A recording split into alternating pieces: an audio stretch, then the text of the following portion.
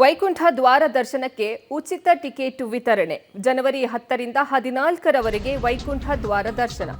7 ಲಕ್ಷ ಉಚಿತ ಟಿಕೆಟ್ ವಿತರಣೆ ಮಾಡಿತ್ತು ಟಿಟಿಡಿ. ವೈಕುಂಠ ದ್ವಾರ ದರ್ಶನಕ್ಕೆ ಉಚಿತ ಟಿಕೆಟ್ ವಿತರಣೆ ಜನವರಿ 10ರಿಂದ 14ರವರೆಗೆ ವೈಕುಂಠ ದ್ವಾರ ದರ್ಶನ. ಹೀಗಾಗಿ 7 ಲಕ್ಷ ಉಚಿತ ಟಿಕೆಟ್ ಅನ್ನ ವಿತರಣೆ ಮಾಡಿತ್ತು ಟಿಟಿಡಿ. ಉಚಿತ ಟಿಕೆಟ್ ಪಡೆಯೋಕೆ ಸಾಗರೋಪಾದಿಯಲ್ಲಿ ಭಕ್ತರು ಅಲ್ಲಿ ಸೇರಿದ್ರು. ಟಿಕೆಟ್ ಪಡೆಯೋಕೆ ನೂಕುನುಗ್ಗಲು ಉಂಟಾಗಿ ಕಾಲ್ತುಳಿತ ಉಂಟಾಗಿ ಸದ್ಯ ಬಲಿಯಾಗಿದ್ದಾರೆ. ವೈಕುಂಠ ದ್ವಾರ ದರ್ಶನಕ್ಕೆ ಉಚಿತ ಟಿಕೆಟ್ ವಿತರಣೆ ವೇಳೆ ಈ ದುರ್ಘಟನೆ ಸಂಭವಿಸಿದೆ.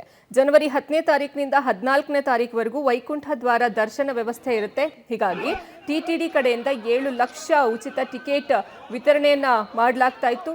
ಈ ಉಚಿತ ಟಿಕೆಟ್ ಅನ್ನ ಪಡೆಯೋದಕ್ಕೆ ಸಾಗರೋಪಾದಿಯಲ್ಲಿ ಭಕ್ತರು ಆಗಮಿಸಿದ್ರು.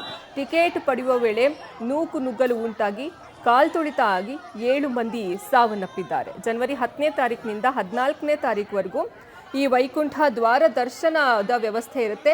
ಈ ಟಿಕೆಟ್ ಪಡೆದುಕೊಳ್ಬೇಕು ಅಂತ ಅಲ್ಲಿ ಲಕ್ಷಾಂತರ ಮಂದಿ ಸೇರ್ಕೊಂಡಿದ್ರು. ಭಕ್ತರು ಅಲ್ಲಿ ಟಿಕೆಟ್ಗಾಗಿ ಇದ್ರು. 90 ಕೌಂಟರ್ಗಳನ್ನು ಮಾಡಿದ್ರು. ಆದರೂ ಸಹ ಲಕ್ಷಾಂತರ ಮಂದಿಯನ್ನ ಅಂದರೆ ಭದ್ರತಾ ವೈಫಲ್ಯದಿಂದ ಅಲ್ಲಿ ನೂಕುನುಗ್ಗಲು ಉಂಟಾಗಿ ಕಾಲ್ತುಳಿತ ಉಂಟಾಗಿ 7 ಮಂದಿ ಸಾವನ್ನಪ್ಪಿದ್ದಾರೆ. ಕೆಲವರು ಅಸ್ವಸ್ಥರಾಗಿದ್ದು ಅವರನ್ನು ಆಸ್ಪತ್ರೆಗೆ ದಾಖಲು ಮಾಡಿ ಚಿಕಿತ್ಸೆ ಕೊಡಿಸುವಂತಹ ಕೆಲಸ ಸಹ ಆಗಿದೆ. 7 ಲಕ್ಷ ಉಚಿತ ಟಿಕೆಟ್ ಅನ್ನ ಟಿಟಿಡಿ ಕಡೆಯಿಂದ ವಿತರಣೆ ಮಾಡಲಾಗ್ತಾ ಇತ್ತು.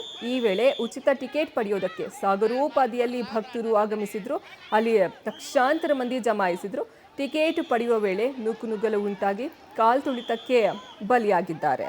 ಜನವರಿ 10ನೇ ತಾರೀಕಿನಿಂದ 14ನೇ ತಾರೀಕುವರೆಗೂ ವೈಕುಂಠ ದ್ವಾರ ದರ್ಶನದ ವ್ಯವಸ್ಥೆ ಇದೆ. ಹೀಗಾಗಿ ಟಿಟಿಡಿ ಕಡೆಯಿಂದ 7 ಲಕ್ಷ ಉಚಿತ ಟಿಕೆಟ್ ಅನ್ನ ಕೊಡಲಾಗ್ತಾ ಇತ್ತು. ಇದನ್ನ ಪಡೆಯೋದಕ್ಕಾಗಿ ಸಾಗರೋಪಾದಿಯಲ್ಲಿ ಭಕ್ತರು ಅಲ್ಲಿ ಸೇರಿಕೊಂಡಿದ್ರು. ಟಿಕೆಟ್ ಪಡೆಯುವ ವೇಳೆ ನೂಕುನುಗ್ಗಲು ಉಂಟಾಗಿ ಕಾಲ್ತುಳಿತಕ್ಕೆ ಬಲಿಯಾಗಿದ್ದಾರೆ.